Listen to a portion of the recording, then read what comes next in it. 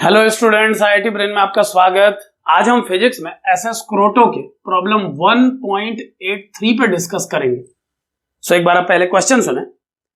The cosmonauts who landed at the pole of a planet found that the force of gravity there is 0.01 of that on the earth while the duration of the day on that planet is the same as that on the earth. It turned out, besides that the force of gravity on the equator is 0 there, the radius r of the planet is approximately. In informations के base पे हमें उस planet की radius calculate करनी है जिसके पोल पर force of gravity अर्थ के सरफेस पर फोर्स ऑफ ग्रेविटी की 0.01 टाइम्स है और जिसकी इक्वेटर लाइन पर ग्रेविटी का वैल्यू 0 है। सो कैसे करेंगे इस प्रॉब्लम को एक बार समझें। मैं इस प्लेनेट को कुछ इस तरह से बना रहा हूं, आप ध्यान दें। इस प्लेनेट के पोल पर यानी इस पॉइंट पर मान लीजिए जब फोर्स ऑफ ग्रेविटी को कैलकुलेट किया जा रहा है तो वो 0.01 टाइम्स अर्थ की ग्रेविटी के इक्विवेलेंट है। सो ध्यान दें, ये मानते हुए कि इस प्लेनेट का शेप स्फेरिकल है, अगर हम इस पॉइंट पर ग्रेविटी की वैल्यू लिखें तो वो होनी चाहिए g इंटू 0.01। यहां पर मैं g अर्थ के ग्रेविटेशनल एक्सेलरेशन को मान रहा हूं। सो अर्थ के लिए ग्रेविटी को g लिखते हुए इस पॉइंट पर हम ग्रेविटी को लिख पाएंगे 0.01 g उस प्लेनेट के लिए। अब ध्यान दें, जब आप इस प्लेनेट के इक्वेटर पॉइंट पर ग्रेविटी को कैलकुलेट करते हैं तो यह गिवन है कि इस पॉइंट पर ग्रेविटी का वैल्यू 0 है। अब अगर हम इस पॉइंट पर इस प्लेनेट में किसी ऑब्जेक्ट के लिए फ्री बॉडी डायग्राम क्रिएट करें तो किस तरह का फ्री बॉडी डायग्राम क्रिएट होगा, एक बार उस पर ध्यान दें। मान लीजिए इस प्लेनेट का रेडियस r है। हम ये मान के चल रहे हैं कि ये प्लेनेट शेप में स्फेरिकल है और किसी एंगुलर वेलोसिटी ओमेगा से अपने एक्सिस के अराउंड रिवॉल्व कर रहा है। तो आप क्लियरली समझ सकते हैं कि इस पॉइंट पर जब ग्रेविटी कैलकुलेट की गई तो उस रिवॉल्यूशन का इफेक्ट नहीं पड़ा, यानी इस पॉइंट पर ग्रेविटी का वैल्यू 0.01 g है जो कि रिवॉल्यूशन ऑफ द प्लेनेट से इंडिपेंडेंट वैल्यू है। अब ध्यान दें, जब इस पॉइंट पर इस बॉडी का फ्री बॉडी डायग्राम क्रिएट किया जाएगा तो इस पर लगने वाला एक फोर्स हम m इंटू 0.01 g के रूप में अप्लाई कर पाएंगे। सो इस पॉइंट पर 0.01 g into mass of the object मैं इनवर्ट डायरेक्शन में शो कर रहा हूं एट्रैक्शन फोर्स के रूप में, और एक फोर्स इस सरफेस से मिलने वाले रिएक्शन के रूप में मैं आउटवर्ड शो कर रहा हूं। यहां पर आप ध्यान दें कि इस रिएक्शन को अगर मैं R2 लिखूं तो इस R2 का वैल्यू इस पॉइंट पर मिलने वाले R1 के इक्वल नहीं होना चाहिए। आप ये समझ सकते हैं कि इस पॉइंट पर R1 आउटवर्ड है और एट्रैक्शन का फोर्स जो कि m इंटू 0.01 g है वो इनवर्ड है। सो R1 को 0.01 mg के इक्वल होना चाहिए। इस पॉइंट पर R2 की वैल्यू 0.01 mg के इक्वल नहीं होगी क्योंकि हम जानते हैं इस पॉइंट पर यह पार्टिकल एक सर्कुलर पाथ पे रिवॉल्व भी कर रहा है। सो इस पार्टिकल के लिए अगर न्यूटन्स इक्वेशन लिखी जाए तो क्या इक्वेशन बनेगी, आप ध्यान दें, यह होगी 0.01 mg जो कि इनवर्ड फोर्स है उस सर्किल के सेंटर के अलोंग जिस पर यह रिवॉल्व कर रहा है, माइनस आउटवर्ड फोर्स का रोल R2 प्ले करेगा। और हम जानते हैं कि इन दोनों का डिफरेंस ही इसे इस सर्कुलर पाथ पे मूव करने के लिए फोर्स के रूप में मिल रहा है।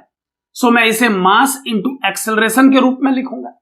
अब ध्यान दें, हम जानते हैं कि यह पार्टिकल जब इस पाथ पे चलेगा तो इसके पास केवल एक सेंट्रीपिटल एक्सेलरेशन ही है, किसी प्रकार का कोई टेंजेंशियल एक्सेलरेशन परफॉर्म नहीं कर रहा है।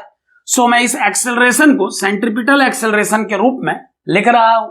अब अगर मैं इस AC की वैल्यू इसमें अप्लाई करूं तो यह स्टेटमेंट बनेगा 0.01 mg minus R2 equal to mass into acceleration जो कि लिखा जाएगा R इंटू ओमेगा स्क्वायर।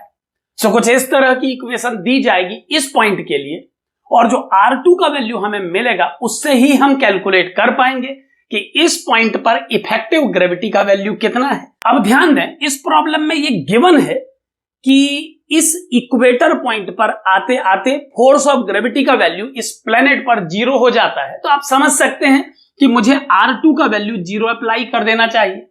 अगर इस पॉइंट पर आते आते एक्सेलरेशन 0 हो जाता है तो R2 को 0 होना चाहिए, यानी क्लियरली इस पॉइंट पर 0.01 mg को m into R into omega square के इक्वल होना चाहिए। अब अगर इस इक्वेशन को मैं सॉल्व करूं तो ओमेगा स्क्वायर का वैल्यू अप्लाई करने पर r का वैल्यू हम कैलकुलेट कर पाएंगे। ये कैसे होगा आप ध्यान दें, r का वैल्यू बनेगा 0.01 g अपॉन ओमेगा स्क्वायर, और अब मुझे वैल्यूज अप्लाई करनी है। ग्रेविटी का वैल्यू गिवन नहीं है, सो मैं इसे 9.8 अप्लाई कर रहा हूं। और यहां पर ध्यान दें, ये लिखा गया है कि अप्रोक्सीमेट कैलकुलेशन करना है तो हम राउंडिंग कर पाएंगे। ओमेगा को 2 पाई अपॉन टी लिखा जा सकता है, और यह बताया गया है कि इस प्लेनेट का टाइम पीरियड उतना ही है जितना अर्थ का है। सो ड्यूरेशन ऑफ डे उस प्लेनेट का अर्थ के बराबर होने के कारण हम टी की वैल्यू को वही अप्लाई कर पाएंगे जो अर्थ के लिए टी का वैल्यू है। सो मैं इसे 86,400 सेकेंड लिख रहा हूं, और इसे मैंने न्यूमरेटर में शिफ्ट कर दिया है, आप ध्यान देते रहें। Divided by 2 into 2 4 into pi square. Approximate calculation के लिए हम जानते हैं कि पाई स्क्वायर लगभग 9.8 के इक्वल आता है। सो ये बन जाएगा 8.64 into 8.64 into 10 to the power 8 मैंने यहां से जमा किए हैं। 2 पावर कम करने के बाद ये 6 पावर हो जाएंगी डिवाइडेड बाय 4। सो कुछ इस तरह का आंसर हमें मिला है रेडियस का मीटर के टर्म्स में, और इसे किलोमीटर बनाने के लिए मैं 3 पावर्स रिड्यूस कर दे रहा हूं, यानी कुछ ऐसा आंसर आप समझ सकते हैं। और अब फाइनल कैलकुलेशन अगर किया जाए तो हम इसे लिख पाएंगे 4 2 जा 8, 4 1 जा 4, 4 6 जा 24, और ये हो जाएगा 8.64 इंटू 2.16। और अब अगर इसे सॉल्व किया जाए तो कैसे सिंपली किया जा सकेगा एक बार समझें। हम इसे लिख पाएंगे 2.16 into 2.16 into 4 into 10 to the power 3 kilometre, और अब इन दोनों को मल्टीप्लाई अगर मैं करूं तो मुझे मिलेगा 2.16 इक्वल टू 216 6 जा 1296। सो 1296 में 6 लिख के ये कैरी हो गया, और 216 1 जा 216, और ये बनेगा 345, 5 को प्लेस करके 34 कैरी, और 216 2 जा 432, और 432 में 34 ऐड करके 466, यानी ये बन गया 4.6656, और अब 4 से इसे मल्टीप्लाई करना है तो ये बनेगा 4 6 जा 24, 4 5 जा 22, 4 6 जा 24 26, 4 6 जा 24 टू 26, 4 4 जा 16 टू 18, यानी ये फाइनल आंसर आएगा 18662 किलोमीटर। अब यहां पर ध्यान दें, मैंने इन दोनों को मल्टीप्लाई करके 18.6624 को 10 टू द पावर 3 दे करके ये फाइनल आंसर लिखा है। सो 18,662 किलोमीटर्स के अप्रोक्स ये आंसर आ रहा है, और जो ऑप्शंस मुझे दिख रहे हैं वो हैं 16,500 जो कि रॉन्ग है, बहुत दूर है। 18,500 ये इसके क्लोज है, 21,000 किलोमीटर्स और 24,500 किलोमीटर्स। सो ऑप्शंस में से सबसे क्लोजेस्ट ऑप्शन 18,500 किलोमीटर्स है, और यही इस क्वेश्चन का सही आंसर होना चाहिए। थैंक्स।